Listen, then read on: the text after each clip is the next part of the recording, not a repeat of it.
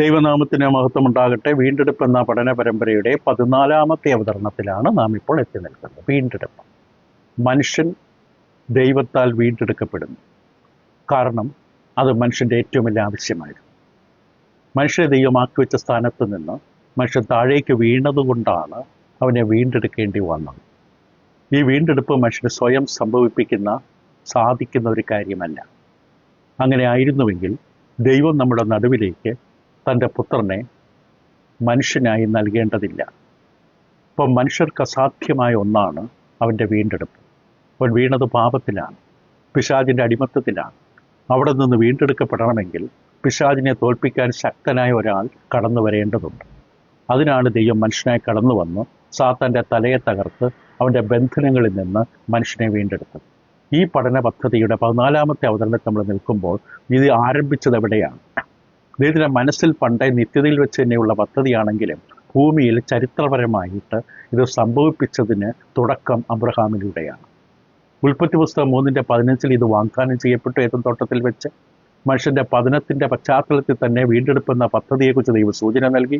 സ്ത്രീയുടെ സന്തതിയായി വരുന്നവൻ പിശാചിൻ്റെ തലയെ തകർത്ത് മനുഷ്യനെ വീണ്ടെടുക്കുമെന്ന്, അതുവരെ ഒരു പോരാട്ടമുണ്ടാകും, ഭൂമുഖത്തിന് വലിയൊരു പോർക്കളമായി മാറുമെന്ന് വ്യക്തമായി ദൈവം പറഞ്ഞിരുന്നു. അങ്ങനെ ദൈവം ഒരു കാലത്തിൻ്റെ പൂർണ്ണതയിൽ അബ്രഹാമിനെ തിരഞ്ഞെടുത്തു. വിഗ്രഹാരാധിയായിരുന്ന കുടുംബത്തിൽ നിന്ന് അബ്രഹാമിനെ ദൈവം തിരഞ്ഞെടുത്ത് അബ്രഹാമിനോട് ദൈവം ഒരു വാഗ്ദാനം ചെയ്തു.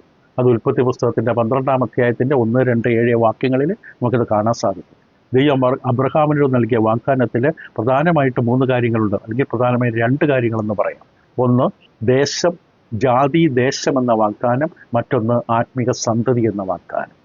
ആദ്യം അബ്രഹാമിനോട് പറഞ്ഞു, ഞാൻ നിന്നെ വലിയൊരു ജാതിയാക്കും, ഒരു ബഹുജാതിയാക്കും നിന്നെ, കൂടാതെ നിനക്കൊരു ദേശം ഞാൻ തരും, നീ സഞ്ചരിക്കുന്ന ദേശമൊക്കെ നിനക്ക് തരും. ഇതാണ് ദൈവം അബ്രഹാമിന് കൊടുത്ത വാഗ്ദാനം. അതോടൊപ്പം തന്നെ നിന്നിലൂടെ ഭൂമിയുടെ അനുഗ്രഹിക്കപ്പെടുമെന്നുള്ള അബ്രഹാമിൻ്റെ ഒരു ആത്മീക സന്തതിയെക്കുറിച്ചുള്ള പരാമർശനം കൂടെയുണ്ട്. ഈ വാഗ്ദാനം അതൊരു ഉടമ്പടിയായി മാറി. ഉൽപ്പത്തി പുസ്തകത്തിൻ്റെ 15ാം അധ്യായത്തിൽ ദൈവം അബ്രഹാമിന് ഗാഢനിദ്ര വരുത്തിക്കൊണ്ട് ഈ വാഗ്ദാനം ഒരു ഉടമ്പടിയായി അബ്രഹാമിനോട് ചെയ്തു. അബ്രഹാമിൻ്റെ ഭാഗവുമുണ്ട്, ദൈവത്തിൻ്റെ ഭാഗവും നമുക്കവിടെ കാണാൻ കഴിയും. അബ്രഹാം ഗാഢനിദ്രയിലാണ്. അബ്രഹാം ഇതിനു വേണ്ടി ഒന്നും ചെയ്യേണ്ടതില്ല. ദൈവമാണ് ആ തീച്ചുള പന്തം പോലെ നടുവിലൂടെ കടന്നുപോയി പിളർന്ന മൃഗങ്ങളുടെ നടുവിലൂടെ കടന്നു പോവുകയും അബ്രഹാമിനോട് അന്നൊരു നിയമം ചെയ്തു. ആ നിയമത്തിൻ്റെ അടയാളമായിട്ട് അവിടെ ശരീരത്തിൽ പരിച്ഛേദന എന്ന ഒരു നിയമം കൊടുത്തു. ഉൽപ്പത്തി 17 നമുക്കത് കാണാം. പരിച്ഛേദന നിയമം ദൈവമക്കളായിരിക്കുന്ന എല്ലാവരുടെയും ജീവിതത്തിൽ ശരീരത്തിൽ അതൊരു അടയാളമായി വഹിക്കേണ്ടതാണ്.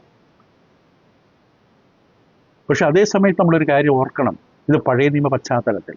പിന്നീട് ദൈവം പുതിയ നിയമം അവർക്ക് നൽകുമ്പോഴും പഴയ നിയമം അവർക്ക് നൽകുമ്പോൾ സീനാമലയിൽ വെച്ച് ദൈവം യെരമ്യാ പ്രവാചകരുടെ വരാനിരിക്കുന്ന പുതിയ നിയമത്തെക്കുറിച്ചുള്ള സൂചന നൽകിയതായിട്ട് നമ്മൾ കേൾക്കുകയുണ്ടായി. അപ്പോൾ ഇവിടെ നമ്മൾ കണ്ടു അബ്രഹാമിൻ്റെ ദൈവം നൽകിയ വാഗ്ദാനം. ആ വാഗ്ദാനത്തിൽ അടങ്ങുന്ന ഭാഗങ്ങൾ: ഒന്ന്, നിന്നെ വലിയൊരു ജാതിയാക്കും, നിനക്ക് ഈ ദേശത്ത്; രണ്ടാമത്, നിന്നിലൂടെ ഒരു ആത്മീയ സന്തതി ലോകത്തെ അനുഗ്രഹിക്കാൻ കടന്നു വരും. ഈ വാഗ്ദാനം ഒരു ഉടമ്പടിയായിട്ട് മാറി. ഈ വാഗ്ദാനത്തെ ദൈവം പിന്നീട് ഇസ്ഹാക്കിനെ ഓർമ്മിപ്പിക്കും.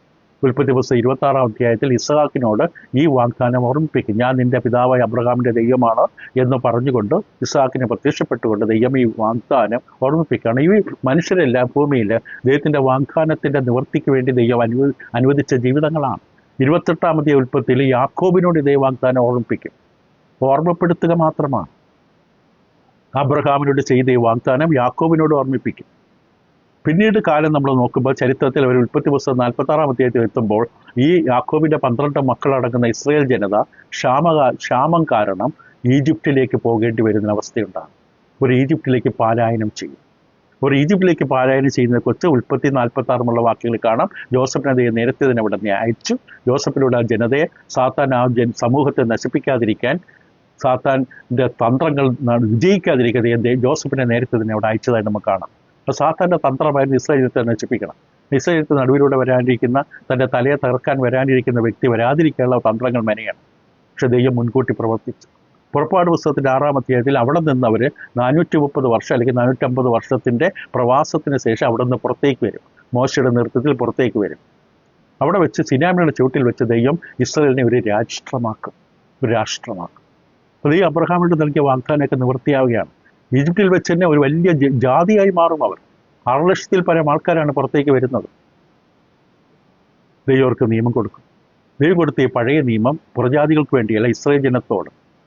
യഹൂദ ജനത്തോടാണ് ദൈവം നിയമം ചെയ്തത്. അപ്പോൾ ഇവിടെ നമ്മൾ കണ്ടത് ജാതി ദേശം എന്ന ദൈവത്തിൻ്റെ അബ്രഹാമിനുള്ള വാഗ്ദാനത്തിൻ്റെ ഒന്നാം ഭാഗമാണ്. അതിൻ്റെ രണ്ടാം ഭാഗത്തിലേക്ക് നമ്മൾ എത്തുമ്പോൾ നമ്മളിവിടെ കാണാൻ സാധിക്കും, ഇപ്പോൾ ഒരു കനാൻ നാട്ടിൻ്റെ അതിരുകളിൽ വന്ന് നിൽക്കുകയാണ്. മോശയുടെ നേതൃത്വത്തിൽ, മോശയ്ക്ക് ശേഷം യോശുവയാണ് അവരെ നയിച്ചത്. കനാൻ നാട്ടിൻ്റെ അതിരുകളിൽ അവർ നിൽക്കുകയാണ്. അപ്പോൾ കനാൻ നാട്ടിലേക്ക് അവർ കൈയടക്കണമെങ്കിൽ ചില യുദ്ധങ്ങൾ അവർക്ക് നടത്തേണ്ടതുണ്ട്. ദൈവത്തിൻ്റെ വാഗ്ദാനങ്ങൾ നമ്മുടെ ജീവിതത്തിൽ സ്വന്തമാക്കാൻ നമ്മുടെ ഭാഗത്ത് ചില അധ്വാനങ്ങളും യുദ്ധങ്ങളും പോരാട്ടങ്ങളും ഉണ്ടാകും. അതിൻ്റെ സൂചന ഇവിടെയും കാണാം. കനാൻ നാട് ഇപ്പോൾ കൈയടക്കി വെച്ചിരിക്കുന്ന പല ജാതികളെ കീഴടക്കേണ്ടതുണ്ട്. ദൈവത്തിൻ്റെ യുദ്ധം അവർ ചെയ്യേണ്ടതുണ്ട്. അപ്പോൾ അവരത് ചെയ്താൽ മാത്രമേ ഈ ദേശം, ദൈവം വാഗ്ദാനം ചെയ്ത ദേശമാണ്. ദൈവം ചെയ്ത വാഗ്ദാനം നമ്മുടെ ജീവിതത്തിൽ അനുഭവിക്കണമെങ്കിൽ നമ്മുടെ ഭാഗത്ത് ചില പോരാട്ടങ്ങളുണ്ടാകും. നമ്മളെ സംബന്ധിച്ച് ഇന്ന് പ്രാർത്ഥനയും വചന പഠനവും ആത്മീയ ജീവിതമൊക്കെ അതിന് കാരണമായിരിക്കുന്ന പോലെ. അപ്പോൾ അബ്രഹാമിൻ്റെ സന്തതിക്ക് നൽകാമെന്ന് പറഞ്ഞ ഈ ദേശം സ്വന്തമാക്കാൻ അവരിപ്പോൾ കനാൻ നാട്ടിൻ്റെ അതിരിൽ വന്ന് നിൽക്കുകയാണ്. ഇവിടെ മോശയ്ക്ക് ഒരു പ്രധാനപ്പെട്ട ദൗത്യം ചെയ്യാനുണ്ട്. ആ ദൗത്യം എന്ന് പറയുന്നത്, ദൈവജനമായ ഇസ്രായേൽ ജനത്തെ വ്യക്തമായി പറയുന്നു, നിങ്ങൾക്ക് ദൈവം നൽകുന്ന ദേശം നിങ്ങൾ കൈവശമാക്കി അവിടെ അനുഗ്രഹിക്കപ്പെടണമെങ്കിൽ നിങ്ങൾ ഒരു കാര്യം ശ്രദ്ധിക്കണം. എന്താണ്? ദൈവം മോശയിലൂടെ നിങ്ങൾക്ക് നൽകി തന്ന നിയമം, ഉടമ്പടി കൃത്യമായി അനുസരിക്കാൻ, വിശ്വസ്തയോടെ പാലിക്കാൻ നിങ്ങൾ ശ്രദ്ധിക്കണം. അതാണ് ഏറ്റവും പ്രധാനപ്പെട്ട ആവശ്യം. യോശുവയുടെ ദൈവം തന്നെയാണ് പറയുന്നത്. അവരോട് നീ പറയേണ്ട അതാണ്. ഒരു പൂർണ്ണ ഹൃദയത്തോടെ എൻ്റെ കൽപ്പനകളെ പാലിക്കാൻ അവരെ ഓർമ്മിപ്പിക്കണം. ദൈവമക്കൾ എവിടെ ചെന്നാലും അനുഗ്രഹിക്കപ്പെടണമെങ്കിൽ അവർ ചെയ്യേണ്ടത് വലിയ വീട് പണിയുകയല്ല. അവർ ചെയ്യേണ്ടത് അവരുടെ ജീവിതം വചനപ്രകാരം ക്രമീകരിക്കപ്പെടുന്നു എന്ന് അവർ ഓർമ്മപ്പെടുത്തണം. അവരെ ശ്രദ്ധിക്കണം. അപ്പോഴാണ് അനുഗ്രഹം ഉണ്ടാകുന്നത്. ഇവിടെയും അത് വ്യക്തമായി പറഞ്ഞു. നിങ്ങളോട് ദൈവം സിനായ് മലയിൽ വെച്ച് ചെയ്ത ആ നിയമം, മോശയുടെ നിയമം എന്ന് വിളിക്കുന്ന ആ നിയമമാണ് നിബന്ധന. അതനുസരിച്ച് നിങ്ങൾ ജീവിച്ചാൽ ഈ ദേശം നിങ്ങളുടെ കയ്യിൽ സ്വസ്ഥമായിരിക്കും, നിങ്ങൾ അനുഗ്രഹിക്കപ്പെടും.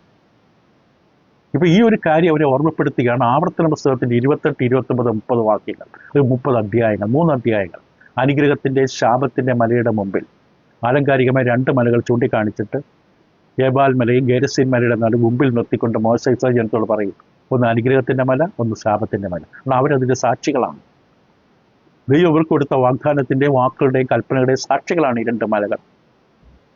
ആവർത്തന പുസ്തകം 28, 29, 30.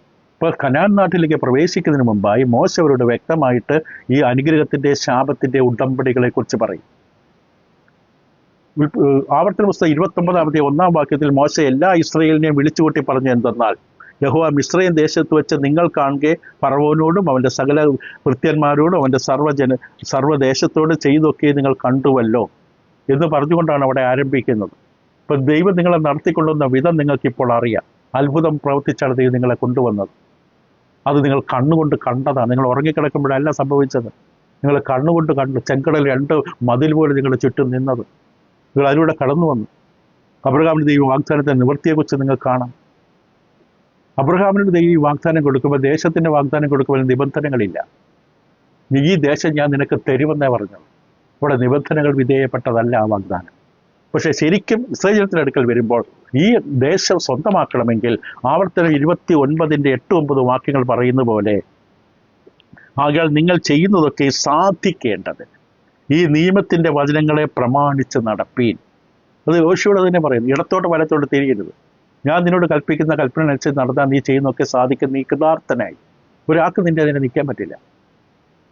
എന്നിട്ട് 9-ാം വാക്യം, ഇന്ന് നിങ്ങളുടെ ഗോത്രത്തലവന്മാരും മൂപ്പന്മാരും പ്രമാണികളും ഇസ്രായേൽ പുരുഷന്മാരും ഒക്കെയും തന്നെ ഈ നിയമത്തിൻ്റെ വചനങ്ങളെ പ്രമാണിച്ച് നടപ്പീൻ എന്ന് പറഞ്ഞിട്ട് എല്ലാവരോടും അത് പറയുകയാണ്. അപ്പോൾ അനുഗ്രഹങ്ങൾ ഉച്ചരിക്കപ്പെട്ടു രാജ്യത്തിൻ്റെ മേൽ. അത് വിശ്വസ്തതയുടെ അടിസ്ഥാനത്തിലാണ്. മോശയുടെ കൽപ്പന, മോശയുടെ നിയമത്തിൻ്റെയോടുള്ള വിശ്വസ്തതയുടെ അടിസ്ഥാനത്തിലാണ് അനുഗ്രഹങ്ങൾ നൽകപ്പെട്ടത്. മറുവശത്ത് ഈ കൽപ്പനകൾ നിങ്ങൾ തള്ളിക്കളഞ്ഞ് അനുസരിക്കാതിരുന്നാൽ പകരം ശാപം വരും.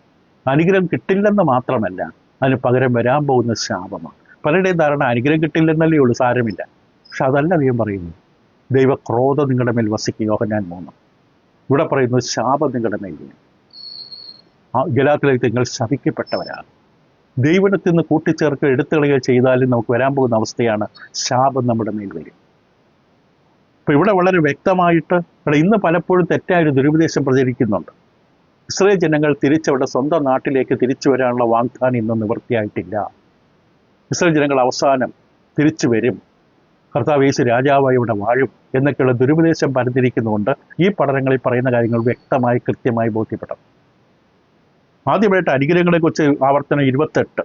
ആവർത്തനം 28-ന്റെ 1 മുതൽ 4 വരെയുള്ള വാക്യങ്ങൾ ആരംഭിക്കുക. അധ്യായം മുഴുവൻ വായിക്കുന്നില്ല, ഒരു സൂചന മാത്രം. 28-ാം അധ്യായത്തിൻ്റെ ആദ്യത്തെ 4 വാക്യങ്ങളിൽ ഇപ്രകാരമാണ് എഴുതിയിരിക്കുന്നത്: നിന്റെ ദൈവമായ യഹോവയുടെ വാക്ക് നീ ശ്രദ്ധയോടെ കേട്ട് ഞാൻ ഇന്ന് നിന്നോട് ആജ്ഞാപിക്കുന്ന അവൻ്റെ സകല കൽപ്പനകളും പ്രമാണിച്ച് നടന്നാൽ, സകല കൽപ്പനകൾ പ്രമാണിക്കണം, നടന്നാൽ നിന്റെ ദൈവമായ യഹോവ നിന്നെ ഭൂമിയിലുള്ള സർവ്വജാതികൾക്ക് മീതെ ഉന്നതമാക്കും. ദൈവത്തിനല്ലാതെ വേറെ ആർക്കും ഇത് കഴിയില്ല. ഭൂമിയിലുള്ള സകല ജാതികളിലും ഉന്നതമാക്കി നമ്മളെ നിർത്താൻ, തലയാക്കി നിർത്താൻ, വാലല്ല തലയാക്കി നിർത്താൻ നമുക്ക് കഴിയും. ദൈവത്തിന് കഴിയുന്നതാണ്. പക്ഷേ അവൻ്റെ കൽപ്പന അനുസരിക്കണം. നിന്റെ ദൈവമായ യഹോവയുടെ വാക്ക് കേട്ടനുസരിച്ചാൽ ഈ അനുഗ്രഹങ്ങളെല്ലാം നിനക്ക് സാധിക്കും, സിദ്ധിക്കും. പട്ടണത്തിൽ നീ അനുഗ്രഹിക്കപ്പെടും, വയലിൽ നീ അനുഗ്രഹിക്കപ്പെടും. നിന്റെ ഗർഭഫലവും കൃഷിഫലവും മൃഗങ്ങളുടെ ഫലവും നിന്റെ കന്നുകാലികളുടെ പേറും ആടുകളുടെ പിറപ്പും അനുഗ്രഹിക്കപ്പെടും. അധ്യായം മുഴുവൻ അത് ആവർത്തിക്കണം: അനുഗ്രഹം, അനുഗ്രഹം, അനുഗ്രഹം. ദൈവമല്ലാത്ത തൻ്റെ ജനത്തെ വേറെ ആരും അനുഗ്രഹിക്കുന്നത്? പക്ഷെ അനുഗ്രഹിക്കാൻ നിബന്ധനകളുണ്ട്. ദൈവത്തിൻ്റെ കൽപ്പനകളെ അനുസരിക്കണം. ക്രിസ്തീയ കുടുംബത്തിൽ ജനിച്ചതുകൊണ്ട് ഒരു വ്യക്തി അനുഗ്രഹിക്കപ്പെടില്ല. അവൻ വീണ്ടും ജന്മം പ്രാപിക്കണം. വീണ്ടും ജന്മം പ്രാപിച്ചാൽ മാത്രം പോരാ, ദൈവം അതിനപ്രകാരം അവസാനത്തോളം ജീവിക്കണം വിശ്വസ്തയോടെ. അപ്പം അനുഗ്രഹത്തെക്കുറിച്ച് പറഞ്ഞു. സമൃദ്ധി, ആ കനാൻ നാട്ടിൽ അവിടെ ജീവിതത്തെക്കുറിച്ച് ദൈവം പറയുന്ന വാക്കതാണ്: സമൃദ്ധിയോടുകൂടി ഞാൻ നിങ്ങളെ നടത്തും. കർത്താവ് യേശു ആത്മീയമായി പറഞ്ഞു,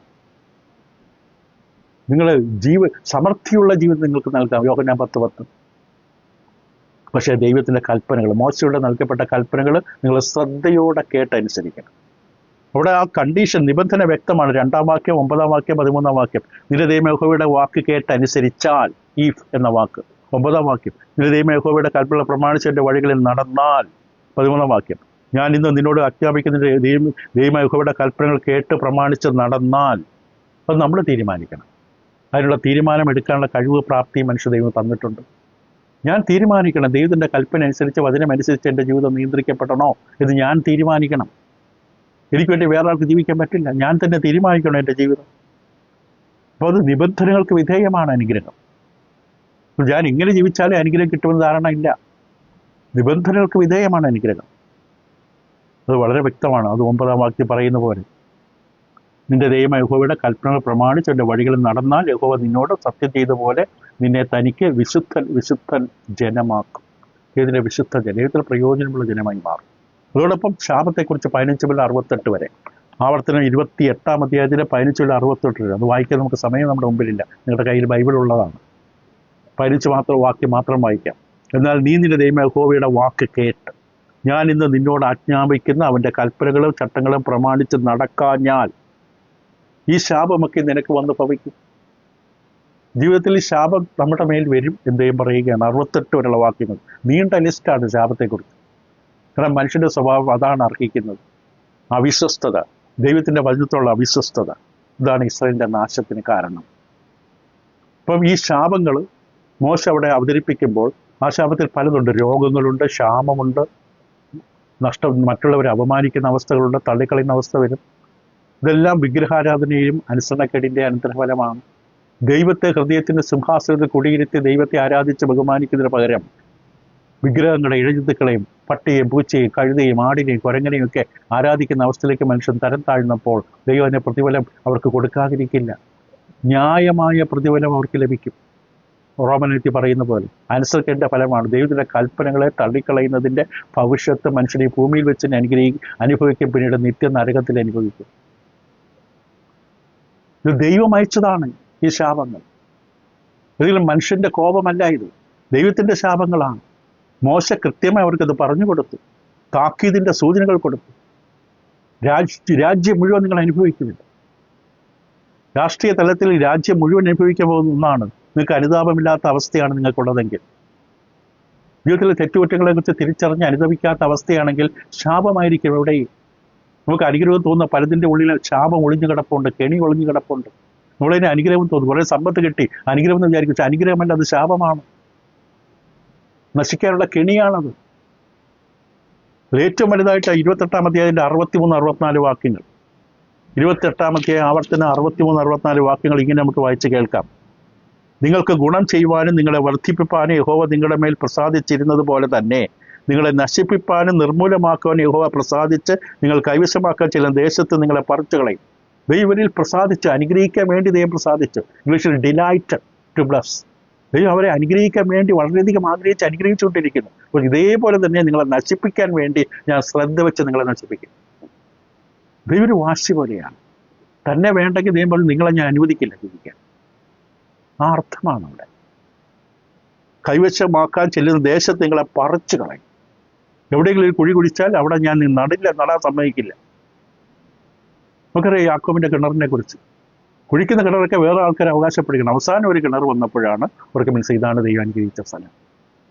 യഹോവ നിന്നെ ഭൂമിയുടെ ഒരു അറ്റം മുതൽ മറ്റേ അറ്റം വരെ സർവ്വജാതിയുടെ ഇടയിൽ ചിതറിക്കും. അത് യഹൂദന്മാർ അനുഭവിച്ചുള്ളൂ. ചിതറിക്കും.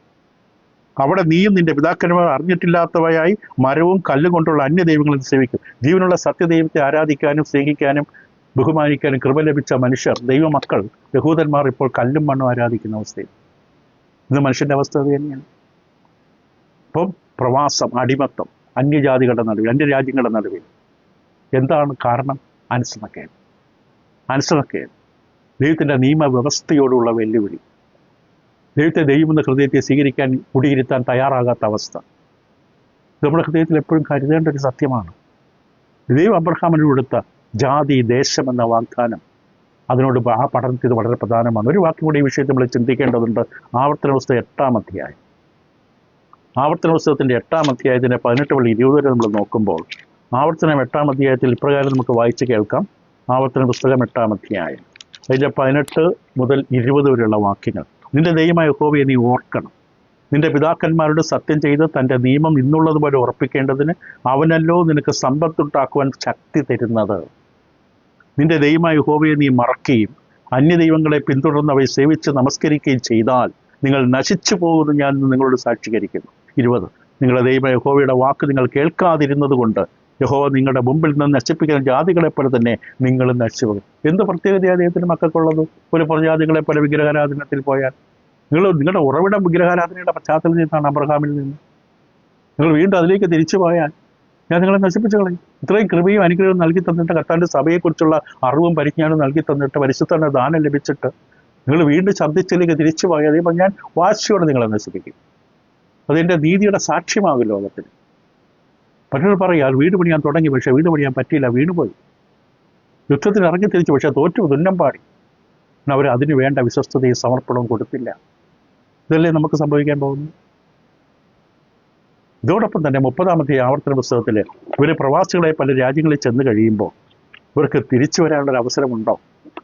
തിരിച്ചു വരാൻ അവസരം, അത് നമ്മൾ പ്രധാനപ്പെട്ട വിഷയമാണ്. ഇന്നത്തെ ദുരുപദേശത്തിന് മറുപടി കണ്ടെത്തുവാൻ അത് വളരെ പ്രധാനമാണ്. ആവർത്തന പുസ്തകം 30-ാമത്തെ ആദ്യത്തെ 10 വാക്യങ്ങൾ ഈ വേദഭാഗങ്ങൾ നമ്മൾ വളരെ ശ്രദ്ധയോടെ വായിക്കേണ്ടതാണ്. മോശ ഇവിടെ വ്യക്തമായി വിശദീകരിക്കുകയാണ്. ഇസ്രായേലിനെ കൈവശമാക്കാൻ ദൈവം കൊടുത്ത സ്ഥലം, ദൈവത്തിൻ്റെ അനുഗ്രഹം. ദൈവം അവർക്ക് വാഗ്ദാനം, അബ്രഹാമിനോട് നൽകിയ വാഗ്ദാനം പോലെ ദേശം അവർക്ക് കൊടുത്തു, കനാൻ നാട് അവർക്ക് കൊടുത്തു. അവരിലൂടെ ദൈവം യുദ്ധം ചെയ്തു, ശത്രുക്കളുടെ മുമ്പിൽ ഓടിച്ചു. ദൈവം അവർക്ക് കൊടുത്തു ആ സ്ഥലം. പക്ഷെ അവർ ദൈവത്തെ അനുസരിക്കാനോ പൂർണ്ണ ഹൃദയത്തോട് ദൈവത്തിൻ്റെ കൽപ്പനകളെ പിൻപറ്റാനോ തയ്യാറാകാത്തത് കൊണ്ട് ദൈവം അവരെ ഓടിച്ചു. സ്ഥലം കൊടുക്കാതിരുന്നില്ല. ഇനി കടന്നു നിലവിളിക്കേണ്ട സ്ഥലമെന്ന്. സ്ഥലം കൊടുത്തു. കിട്ടിയ സ്ഥലം, കിട്ടിയ ദേശം വിശ്വസ്തയോടെ പരിപാലിച്ച് സമൃദ്ധിയിൽ ജീവിക്കേണ്ടതിന് പകരം എല്ലാം കിട്ടിക്കഴിഞ്ഞപ്പോൾ ദൈവത്തെ മറന്നു. ഞങ്ങളുടെ കൈകൊണ്ട് അധ്വാനിച്ച്, ഞങ്ങളുടെ കൈകൊണ്ട് നേടി. വിഗ്രഹത്തിൻ്റെയും പാമ്പിൻ്റെയും പൂച്ചയുടെയും കഴുതയുടെയും പട്ടിയുടെയും കുരങ്ങൻ്റെയൊക്കെ മുമ്പിൽ കവിണ് വീണ്ട് ദൈവമെന്ന് വിളിച്ച് ആരാധിച്ചവരെ അവിടെ നിന്ന് ഓടിച്ചു കളഞ്ഞു. അന്യദേശത്ത് പോയി പാർക്കുകയാണിപ്പോൾ. ഈ പശ്ചാത്തലം, ഇനി ഈ വാക്യങ്ങൾ കേൾക്കാം. ഇവർക്ക് മടങ്ങി വരണോ? മടങ്ങി വരാനായിട്ട് എന്ത് ചെയ്യണം? ആവർത്തനം 30 അതിലെ 10 വാക്യങ്ങൾ. ഇത് പറയുന്നത് അനുഗ്രഹവും ശാപവും പറഞ്ഞതിന് ശേഷമാണ്. ഞാൻ നിന്റെ മുമ്പിൽ വെച്ചിരിക്കുന്ന അനുഗ്രഹവും ശാപവുമായി ഈ വചനങ്ങളൊക്കെയും നിന്റെ മേൽ നിവൃത്തിയായി വന്നിട്ട്, കാരണം അതിന് ശേഷം സംഭവിക്കുന്ന കാര്യമാണ്. പ്രവാസത്തിലേക്ക് പോയതിന് ശേഷം വന്നിട്ട് നിന്റെ ദൈവം യഹോവ നിന്നെ തള്ളിക്കളഞ്ഞിട്ടുള്ള അതത് ജാതികളുടെ ഇടയിൽ വെച്ച് നീ അവയെ നിന്റെ ഹൃദയത്തിൽ ഓർത്ത് നിന്റെ ദൈവമായ യഹോവയുടെ അടുക്കിലേക്ക് തിരിഞ്ഞു. സെക്കൻഡ് ചാൻസ് കൊടുക്കുകയാണ്, 2ാം അവസരം. തിരിഞ്ഞ് നീയും നിന്റെ മക്കളും പൂർണ്ണ ഹൃദയത്തോടും പൂർണ്ണ മനസ്സോടും കൂടെ ഞാനിത് നിന്നോട് ആജ്ഞാപിക്കുന്ന പോലെയൊക്കെയും അവൻ്റെ വാക്ക് കേട്ടനുസരിച്ചാൽ നിന്റെ ദൈവം യഹോവ നിന്റെ സ്ഥിതി മാറ്റുകയും നിന്നോട് മനസ്സലിഞ്ഞ് നിങ്കിലേക്ക് തിരിയുകയും നിന്റെ ദൈവം യഹോവ നിന്നെ ചിതറിച്ചിരിക്കുന്ന ചില ജാതികളിൽ നിന്ന് നിന്നെ കൂട്ടിച്ചേർക്കുകയും ചെയ്യും. നിനക്കുള്ളവർ ആകാശത്തിൽ അറുതി പോലെ ചിതറിപ്പോയിരുന്നാലും നിന്റെ ദൈവം യഹോവ അവിടെ നിന്ന് നിന്നെ കൂട്ടിച്ചേർക്കും. അവിടെ നിന്ന് അവൻ നിന്നെ കൊണ്ടുവരും. നിന്റെ പിതാക്കന്മാർക്ക് കൈവശമായൊരു ദേശത്തേക്ക് ദൈവമായ യഹോവ നിന്നെ കൊണ്ടുവരും. നീ അത് കൈവശമാക്കും. അവൻ നിനക്ക് ഗുണം ചെയ്ത് നിന്റെ പിതാക്കന്മാരെക്കാൾ നിന്നെ വർദ്ധിപ്പിക്കും. നീ ജീവിച്ചിരിക്കേണ്ടതിന് ദൈവമായ യഹോവയെ പൂർണ്ണ ഹൃദയത്തോടും പൂർണ്ണ മനസ്സോടും കൂടെ സ്നേഹിപ്പാൻ തക്കവണ്ണം ദൈവമായ യഹോവ നിന്റെ ഹൃദയവും നിന്റെ സന്തതിയുടെ ഹൃദയം പരിചയം ചെയ്യും. ഈ ശാപങ്ങളൊക്കെ നിന്റെ ദൈവമായ യഹോവ നിന്റെ ശത്രുക്കളുടെ മേലും നിന്നെ പകച്ച് ഉപദ്രവിക്കുന്നവരുടെ മേലും വരുത്തും. നീ മനസ്സ് തിരിഞ്ഞു, പക്ഷെ കണ്ടീഷനാണ്, നീ മനസ്സ് തിരിഞ്ഞ് യഹോവയുടെ വാക്ക് കേട്ട് ഞാൻ ഇന്ന് നിന്നോട് ആജ്ഞാപിക്കുന്നവൻ്റെ സകല കൽപ്പനകളെ അനുസരിച്ച് നടക്കുകയും നിന്റെ ദൈവമായ യഹോവ നിന്റെ കൈകളുടെ സകല പ്രവൃത്തിയിലും നിന്റെ ഗർഭഫലത്തിലും മൃഗഫലത്തിലും കൃഷിഫലത്തിലും നിനക്ക് നന്മയ്ക്ക് അനുഭവൃത്തി നൽകുകയും ചെയ്യും. നിന്റെ ദൈവമായ യഹോവയുടെ വാക്ക് കേട്ട് ഈ ന്യായപ്രമാണ പുസ്തകത്തിൽ എഴുതിയിരിക്കുന്ന അവൻ്റെ കൽപ്പനകളും ചട്ടങ്ങളും പ്രമാണിക്കുകയും നിന്റെ ദൈവമായ യഹോവയുടെ അടുക്കലേക്ക് പൂർണ്ണ ഹൃദയത്തോടും പൂർണ്ണ മനസ്സോടെ തിരിയുകയും ചെയ്താൽ യഹോവ നിന്നെ പിതാക്കന്മാരിൽ പ്രസാദിച്ചിരിക്കുന്ന പോലെ നിന്നിലും നന്മയ്ക്കായിട്ട് വീണ്ടും പ്രസാദിക്കും. അന്യദേശത്ത് പ്രജാതികളായിട്ട്, അന്യദേശത്ത് പ്രവാസികളായിട്ട്, അടിമകളായി കിടക്കുന്ന അവിടെ നിലവിളിക്കുന്നവരോട് പറഞ്ഞ് നിങ്ങൾക്ക് തിരിച്ചു വരണോ? ഒറ്റ കാര്യം ചെയ്താൽ മതി, എൻ്റെ കൽപ്പനകളെ പൂർണ്ണ ഹൃദയത്തോടനുസരിച്ച്. അനുഗ്രഹത്തിന് വേണ്ടിയല്ല, ഞാൻ ഉപേക്ഷിച്ച ദൈവത്തെയാണ്, ഞാൻ വേദനിപ്പിച്ച ദൈവത്തെയാണ്, ഞാൻ കുറ്റപ്പെടുത്തിയ ദൈവത്തെയാണ് എന്ന തിരിച്ചറിവോടുകൂടി ദൈവത്തിൻ്റെ കൽപ്പനകളെ നീ പൂർണ്ണ ഹൃദയത്തോടെ അനുസരിക്കാൻ തയ്യാറായാൽ ഞാൻ നിന്നെ പൂർവ്വസ്ഥിതിയിലേക്ക് കൊണ്ടുവരാം. പൂർവ്വസ്ഥിതിയിലേക്ക് കൊണ്ടുവരാം. ഇതാണ് അവർ കൊടുത്ത വാഗ്ദാനം. ഇത് വളരെ ശ്രദ്ധിച്ച് മനസ്സിലാക്കണം. അതുകൊണ്ട് ഇതിനൊരു സമയമുണ്ട്, ഒരു നിബന്ധനയുണ്ട് ഈ വാഗ്ദാനത്തിൽ. സമയം എന്താണ്? ഇത് കൊടുത്ത കാലം എന്താണ്? അനുഗ്രഹങ്ങളെ ശാപങ്ങളെക്കുറിച്ചുള്ള എല്ലാ കാര്യങ്ങളും പറഞ്ഞതിന് ശേഷം, അതിനുശേഷം സംഭവിക്കുന്ന കാര്യമാണ്. നിങ്ങൾ അന്യദേശത്ത് പ്രവാസികളായി അടിമകളായി പോയതിന് ശേഷം അവിടെ നിങ്ങൾ നശിക്കുന്ന സമയത്ത് നിങ്ങൾക്ക് തിരിച്ചറിവുണ്ടായി, നിങ്ങൾക്ക് ബോധം വന്നു, ഞാൻ ആരെ കളഞ്ഞിട്ടാണ് പോയത്? ഇത്ര വിശേഷതയുള്ള പ്രത്യേക ജാതിയായ ദൈവത്തിൻ്റെ മക്കളായിരിക്കും നമ്മൾ എന്തുകൊണ്ട് ഇങ്ങനെ വിഗ്രഹാരാധനയിലും അടിമത്തത്തിലും ഈ പട്ടിണി കിടക്കുന്ന അവസ്ഥയിൽ വന്നു എന്ന് നിങ്ങൾ ചിന്തിക്കുന്നുണ്ടോ? എന്താ ഇതിൻ്റെയൊക്കെ കാരണമെന്ന് ചിന്തിക്കുന്നുണ്ടോ? ദൈവം നിങ്ങൾ ചിന്തിക്കണം.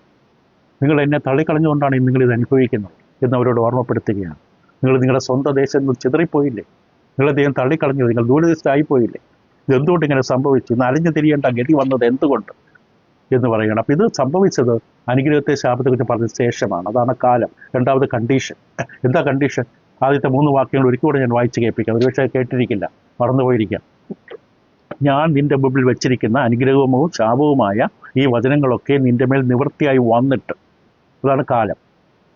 നിന്റെ ദൈവമായ യഹോവ നിന്നെ തള്ളിക്കളഞ്ഞിട്ടുള്ള അതത് ജാതികളുടെ ഇടയിൽ വെച്ച് നീ അവയെ, അതായത് ദൈവത്തിൻ്റെ കൽപ്പനകളെ നിന്റെ ഹൃദയത്തിൽ ഓർത്ത് നിന്റെ ദൈവമായ യഹോവയുടെ അടുക്കലേക്ക് തിരിഞ്ഞ് നീയും നിന്റെ മക്കളും പൂർണ്ണ ഹൃദയത്തോടെ പൂർണ്ണ മനസ്സോടും കൂടെ ഞാൻ ഇന്ന് നിന്നോട് ആജ്ഞാപിക്കുന്നതൊക്കെയും അവൻ്റെ വാക്ക് ആജ്ഞാപിക്കുന്ന പോലെയൊക്കെയും അവൻ്റെ വാക്ക് കേട്ടനുസരിച്ചാൽ നിന്റെ ദൈവമായ യഹോവ നിന്റെ സ്ഥിതി മാറ്റുകയും നിന്നോട് മനസ്സറിഞ്ഞ് നിങ്കിലേക്ക് തിരിയുകയും നിന്റെ ദൈവമായ യഹോവ നിന്നെ ചിതറിച്ചിരിക്കുന്ന ചില ജാതികളിൽ നിന്ന് നിന്നെ കൂട്ടിച്ചേർത്ത് ചെയ്യും. അപ്പോൾ എന്താ നിബന്ധന? നീ പൂർണ്ണ ഹൃദയത്തോടെ എങ്കിലേക്ക് തിരിയണം, എൻ്റെ കൽപ്പനകൾ കേട്ട് മനസ്സ് വെച്ച് അനുസരിക്കാൻ തയ്യാറാകണം. സത്യസന്ധമായൊരു ആത്മാർത്ഥമായൊരു അനുസരണം എന്നോട് ഇതിന് കാണിക്കണം. എൻ്റെ കൽപ്പനയോടും എൻ്റെ വചനത്തോടും യഥാർത്ഥമായ സത്യസന്ധമായ ആത്മാർത്ഥമായ അനുസരണം പ്രതികരണം നിൻ്റെ ഭാഗത്തുണ്ടാകണം. എൻ്റെ കൽപ്പനയോട് നീ പ്രതികരിക്കണം. എനിക്ക് വേറൊന്നും വേണ്ട, എൻ്റെ കൽപ്പനകളനുസരിച്ചാൽ മതി. എൻ്റെ കൽപ്പനകളോട് പ്രതികരിച്ചാൽ ഞാൻ നിന്നെ തിരിച്ചു വരാൻ അവസരം തരാം, അല്ലാതെ അവസരം തരില്ല. ദൈവം മോശം വ്യക്തമായി അവർക്ക് താക്കീത് കൊടുക്കും. നിങ്ങൾക്ക് നഷ്ടപ്പെട്ടതായ നിങ്ങളുടെ ജീവിതം തിരിച്ചു കിട്ടും, നിങ്ങൾ വിശ്വസ്തത കാണിച്ചാൽ. എന്തുകൊണ്ടാണ് നഷ്ടപ്പെട്ടത്? അവിശ്വസ്തത, അനുസരണമൊക്കെയാണ്. തിരിച്ചു വരാൻ വിശ്വസ്തതയും അനുസരണവും കാണിക്കണം. അപ്പോൾ നിങ്ങൾക്ക് തിരിച്ചു വരാൻ കഴിയും. നിങ്ങളുടെ ജീവിതത്തിൽ ദൈവത്തിൻ്റെ കൽപ്പനകൾക്ക് പ്രാധാന്യം കൊടുത്താൽ, ദൈവത്തിൻ്റെ കാര്യങ്ങൾക്ക് മുൻസ്ഥാനം കൊടുത്താൽ, മുമ്പത്തെ രാജ്യനീതിയും അന്വേഷിച്ചാൽ, അവൻ്റെ കൽപ്പനകൾ പ്രകാരം കാര്യങ്ങൾ ചെയ്യാനായിട്ട് സമർപ്പിക്കപ്പെട്ടാൽ ഇതിനെ പുനഃസ്ഥാപിക്കാൻ ദൈവത്തിന് കഴിയും. വീണ്ടും സെക്കൻഡ് ചാൻസ് തരാൻ ദൈവത്തിന് കഴിയും. ദൈവം അവർക്ക് കൊടുത്താണ്. പക്ഷെ ഇന്നത്തെ ആധുനിക യഹൂദന്മാരുടെ ധാരണ ഇത് അവർക്ക് വേണ്ടിയുള്ളതാണ്. ഇതുവരെ അവർക്ക് വേണ്ടിയുള്ളതല്ല. ഇത് അനുഗ്രഹവും ശാപവും കേട്ടതിന് ശേഷം ചിതറിപ്പോയ യഹൂദന്മാരോട് പറഞ്ഞതാണ്, നിങ്ങൾ തിരിച്ചു വരണം. തിരിച്ചു വരാനുള്ള കണ്ടീഷൻ അത് പ്രത്യേകിച്ച് ഓർക്കുക. എന്താ കണ്ടീഷൻ? മോശയുടെ ന്യായപ്രമാണം അനുസരിക്കണം. മോശയുടെ ദൈവം നൽകി തന്ന നിങ്ങളുടെ ദൈവത്തിൻ്റെ കൽപ്പനകളും ചട്ടങ്ങളും പ്രമാണിക്കണം. അതാണ് കണ്ടീഷൻ. ഇത് ഇന്ന് യഹൂദന്മാർക്ക് വേണ്ടിയുള്ളതല്ല. അവർക്ക് ഈ വാഗ്ദാനം ഇന്ന് നിലനിൽക്കുന്നില്ല. എന്തുകൊണ്ടില്ല? കാരണം കർത്താവ് യേശു ഭൂമിയിലേക്ക് കടന്നു വരുമ്പോൾ തന്നെ ആദ്യം പറഞ്ഞ എന്താണ്? ദൈവരാജ്യം സമീപിച്ചിരിക്കുന്നു. ദൈവരാജ്യം സമീപിച്ചിരിക്കുന്ന കർത്താവ് പറഞ്ഞു. ദൈവരാജ്യം സ്ഥാപിക്കാനാണ് കർത്താവ് വന്നത്. കർത്താവ് ഒരു കാര്യം ചെയ്യാൻ വന്നിട്ട് അത് പരാജയപ്പെടില്ല.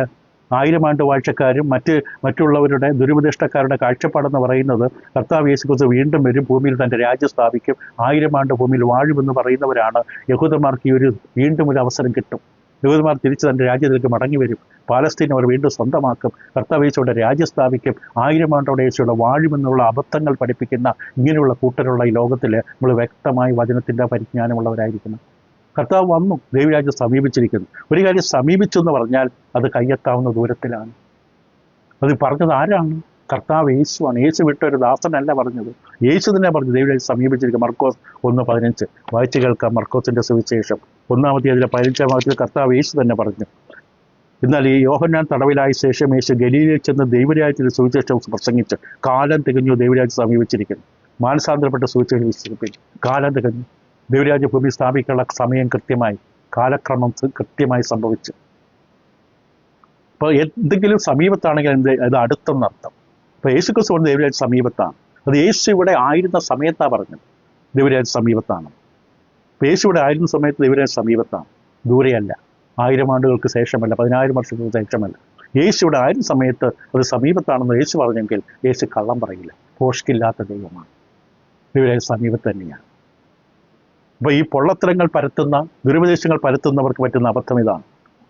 അവിടെ യഹൂദന്മാർക്ക് മടങ്ങി വരാൻ അവസരം കിട്ടും, അവർക്ക് ദേശം തിരിച്ചു കിട്ടും.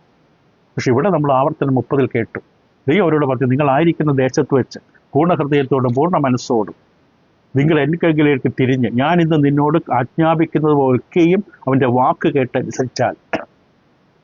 എന്താ അവർ കേൾക്കേണ്ട വാക്ക്? മോശയുടെ ന്യായപ്രമാണം. മോശയുടെ പ്രമാണത്തിൽ പറഞ്ഞിരിക്കുന്ന കൽപ്പനകളും പ്രമാണങ്ങളും ചട്ടങ്ങളും നിങ്ങൾ കേട്ടനുസരിക്കാൻ തയ്യാറായാൽ നിങ്ങൾക്ക് മടങ്ങി വരാം. ഞാൻ നിങ്ങളെ അനുഗ്രഹിക്കാം, പുനഃസ്ഥാപിക്കാം. നിങ്ങൾക്ക് വേണ്ടി ഞാൻ വീണ്ടും അനുഗ്രഹവും നന്മകളും തരാം. അതാണ് ആവർത്തനം 32:3. നിങ്ങളുടെ ദൈവമേ യഹോവ നിന്റെ സ്ഥിതി മാറ്റുകയും നിങ്ങളുടെ മനസ്സറിഞ്ഞ് നിങ്ങളിലേക്ക് തിരിയുകയും നിന്റെ ദൈവമേ യഹോവ നിങ്ങളെ ചിതറിച്ചിരിക്കുന്ന സകല ജാതികളിൽ നിന്നും നിങ്ങളെ കൂട്ടിച്ചേർക്കുകയും ചെയ്യും. പക്ഷെ ഒറ്റ കണ്ടീഷൻ, നിബന്ധന, ഈ മോശയുടെ പ്രമാണം അനുസരിക്കണം. മോശയുടെ പ്രമാണം അനുസരിക്കണം. ഇത് വളരെ പ്രധാനമാണ്. ഇപ്പോൾ ആവർത്തനം 28:58 ഇങ്ങനെ പറഞ്ഞിരിക്കുന്നവിടെ വായിച്ചു കേൾക്കാം. ആവർത്തനം 28 ശ്രദ്ധിച്ച് കേൾക്കേണ്ടി വരും. ശ്രദ്ധിച്ച് കേട്ടില്ലെങ്കിൽ വഴിതെറ്റും, തെറ്റിപ്പോകും, മനസ്സിലാകില്ല. കേൾക്കുന്നുള്ള മാത്രമായില്ല.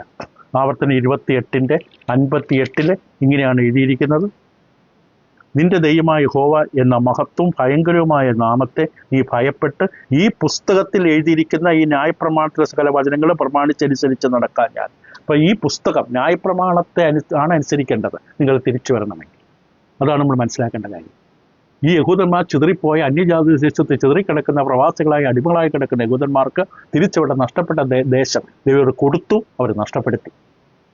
അതിലേക്ക് തിരിച്ചു വരണമെങ്കിൽ ചെയ്യേണ്ടത് എന്താണ്? ഈ പുസ്തകം, ന്യായപ്രമാണ പുസ്തകത്തിലെ വചനങ്ങൾ നിങ്ങൾ അനുസരിക്കണം. അതനുസരിച്ചാൽ മാത്രമേ നിങ്ങൾക്ക് തിരിച്ചു വരാൻ പറ്റുകയുള്ളൂ. ഇത് ഇവർക്ക് ഇന്ന് അസാധ്യമാണ്. ഇവരുടെ യഹൂദന്മാർക്കുള്ളതല്ല. എന്തുകൊണ്ട് അസാധ്യം?